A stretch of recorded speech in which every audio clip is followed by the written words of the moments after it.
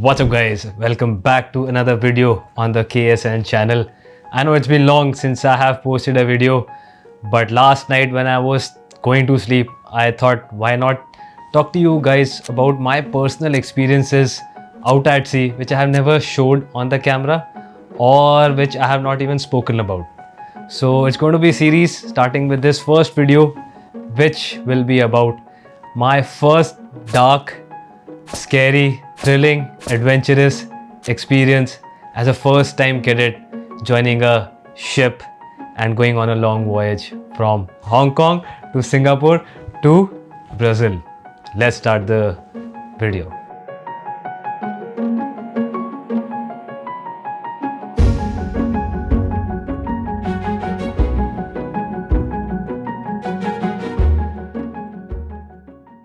I remember it was 2015 November when I got a mail from the company that you have been assigned this particular ship.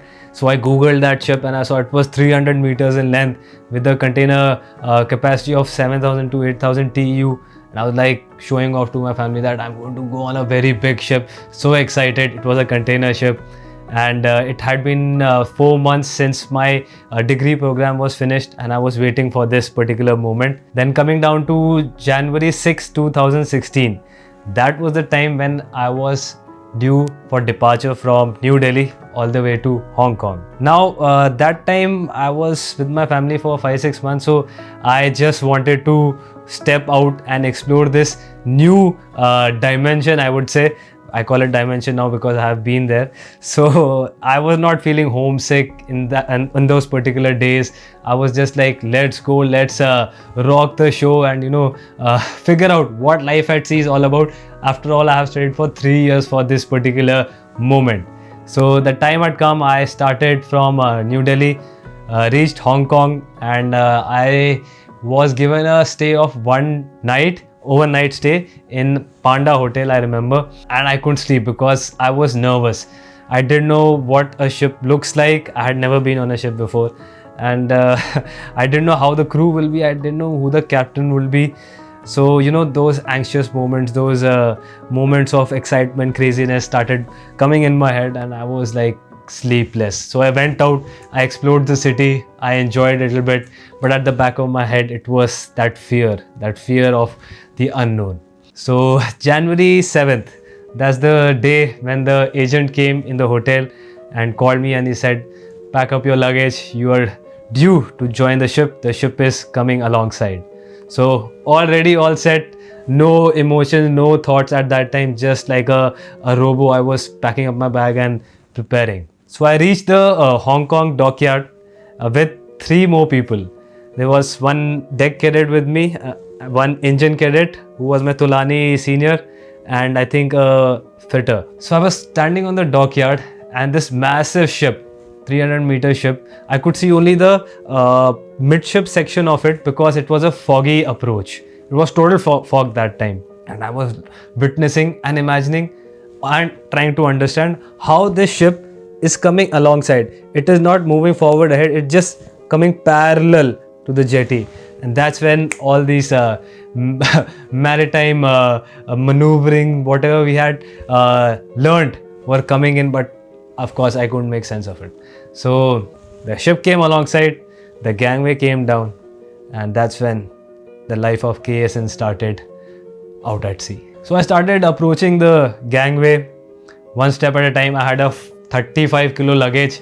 My mother gave everything in that luggage because it was my first time. So all those laddus and everything was inside, all the clothes. I thought it's going to be 6-7 months, so I have to carry everything. But I didn't know that hardly anything from that will be ever used. Yeah, walking up the gangway, I met the gangway person. He was from the Philippines. And I was like, sir, how are you? I was scared. I was like in this attention pose, like an army personnel, and trying to figure out what this thing is about. And then the second officer, I remember, he came and he took us inside the accommodation and took us straight up to the captain's cabin. As soon as I entered the captain's cabin, there was a Dutch captain with long hair. So he asked me for my documentation. I gave all the documentation. and he asked me, "So are you ready?" I said, "Captain, I will try." He said, "There is nothing known as try on a ship. It is either do or die."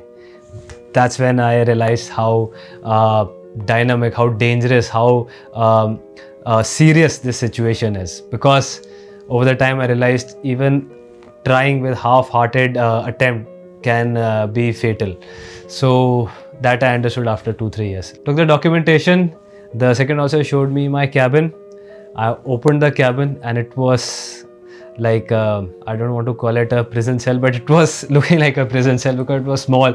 One bed, one couch, one toilet, and one desk. Of course, not the prison condition, but something like a 3-star, 4-star hotel.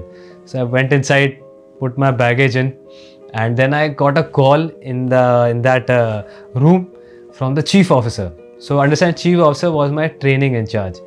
So he was an Indian, very, very great guy, very nice guy. So he called me. He knew my name. He said, "Karan, come down to the ship's office in 15 minutes." I was like, "Okay, yes, sir." You know, fully ready. We went down. We went down. Yes, both the cadets also went down with me. 3 of us went.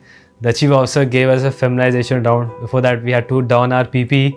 PPE is personal protection equipment. That is the boiler suit, the helmet, whatever those who are following me have seen. So we did that familiarization, and I don't know how those 10 hours went. So generally on the port, there's a lot of work happening. So people don't have time to address you or see you where you are.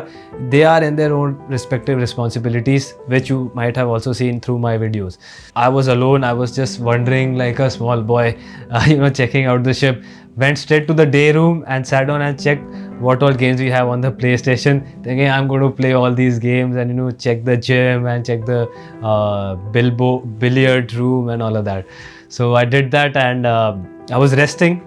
And at about 3:30 a.m. in the morning, I got a call from the bridge that Karanvir report to the bridge at 4 a.m. So I got up at 3:30 and started getting ready, wore my uniform, and reported straight to the bridge, which was completely dark.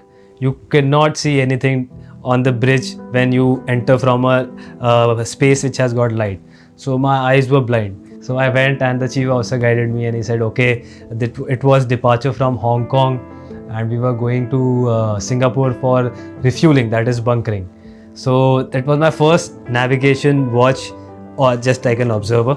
I was not allowed to touch anything.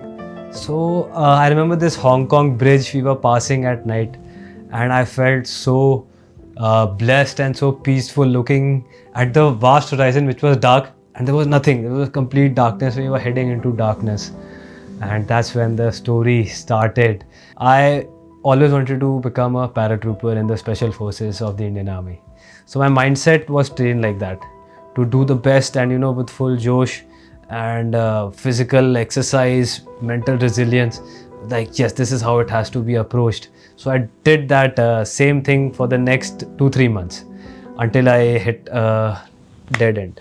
We reached Singapore, everything was fine, and that's when I called my mother, because out at sea at that time the net was not good.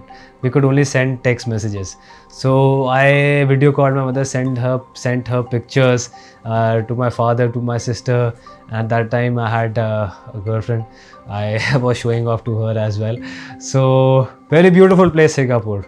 Many colors of water over there. So many ships. It was like heaven. This is what I always wished for. This is what I always imagined for.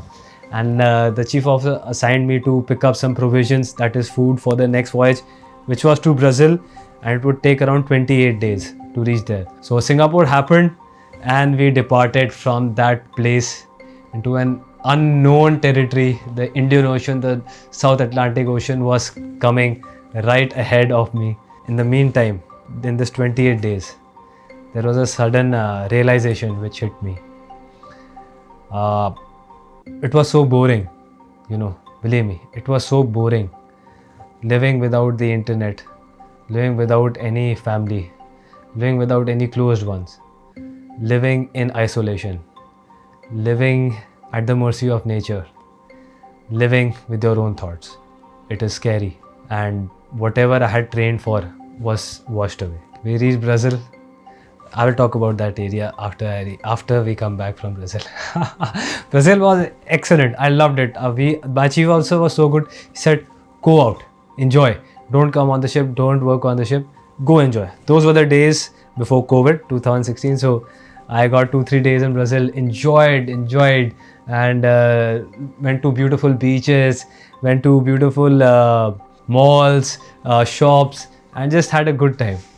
Went to Argentina, went to Uruguay, did the coasting for 25 days, and then came back to the first port, which was Santos, which was also the last port now, and we're heading back to China. So the first voyage of 28 days in the Singapore to Brazil were tough, but I went past it because I thought this is the first time I talked to myself that it's okay, this happens. But the problem was still building up. So we left from Santos, and once we left that coast, it was like someone put me in prison back again, because I was in that state that now for the next 28 days I will not see the land, I will not see anything green, I will not see any people around me. That's why I recommend every one of you who's watching to go out at sea once to experience this. It breaks you, it will break you. It will show you the reality that you are alone in this cosmos. You are absolutely alone. I was coming back from Brazil, and within the next 5 days, I was also into that gymming space that time. I used to lift a lot of weights, and after 5 days into that voyage, my back started hurting really bad. Like I pulled a muscle, and it was a big strain. So I went to the chief officer, and he gave me some sprays like Jandu balm and all of that, move and something like that, and painkiller, because that's the most we can do on the ship. And of course, it was reported, and then I was under observation for the next 5 days, light work, no heavy work. But still, my mind was so into this space that I am a paratrooper. I can push through it, and I was, trying to do extraordinary thing with my head that everything is okay, while it was not okay physically. And within the next 10 days, someone told me a very good thing. They said, willpower is like a muscle. You need to rest it as well. But I did not believe in that. I said, willpower. And I got into this state where I broke down. The back was getting okay, but my mind was saying that you are not okay. And that willpower was, now in that full tension, it was about to snap any moment. And it snapped. And I went into this whirlpool of darkness, because I had created an identity of myself. Like I'm a paratrooper, I can do this, I can do that. But that was shattered at the hands of nature. The body is also the nature. I was with this negative thoughts, the rest of my body started aching somehow. It was bad, and of course I was reporting it to my chief officer and the captain, and they were telling me it's going to be okay. I went to the doctors ashore when we reached Hong Kong after 25 days. I had all the scans, everything was okay. There was no fault. I was like, how is that possible? My leg is aching, my hand is aching, I don't know what's happening. So I was given this vitamin D tablets and multivitamins. Maybe there must be a vitamin deficiency. But that was not the solution. So we went for an entire coasting. At the same time, I was learning. I was trying to distract my mind. But at the back of my head, this constant war was happening. I was physically absolutely okay from the outside, but mentally I was tortured. Like I was torturing myself just because I was alone and isolated. So another 28 days of long voyage in the heart of the ocean. First it was beautiful, now it was dark. It was as if I can just take my lifeboat, run to the closest shore and go and sit on land. And believe me, you don't want to fight with your mind. You just have to observe it and let it go. That's what I realized. But I did another voyage, another coastal of Brazil. This time I did not like the coastal. I did not want to go out. I was in a depressive state, to be very honest. And the fun of it was gone. And another voyage back from Brazil all the way to China. And I was totally shattered in this voyage and I just wanted to go home. 5 months had passed at that time. It was my 6th month and I was going to complete my cadetship.